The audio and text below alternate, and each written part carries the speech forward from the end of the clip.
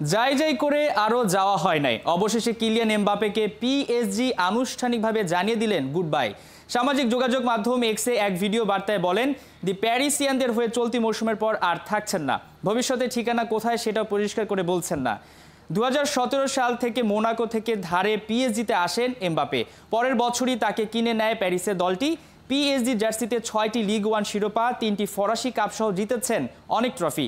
এই ক্লাবে হয়েছে লিওনেল মেসি, নেইমারের মতো তারকাদের সাথে খেলার অভিজ্ঞতা। 25 বছর বয়সী এই সুপারস্টারের নাম লেখাচ্ছেন রিয়াল মাদ্রিদে। গেল কয়েক বছর ধরে গণমাধ্যমে চাওর হওয়া এই গুঞ্জন এবার হয়েছে আরও প্রবল। দুই পক্ষের মধ্যে কথাবার্তাও নাকি অনেকটা হয়ে গেছে চূড়ান্ত। চ্যাম্পিয়ন্স লিগের সেমিফাইনাল থেকে এবারও বিদায় নিতে হয়েছে পিএসজিকে। চ্যাম্পিয়ন হবার স্বপ্ন নিয়ে কি তবে রিয়ালে যেতে চাইছেন এই ফ্রেঞ্চ সুপারস্টার?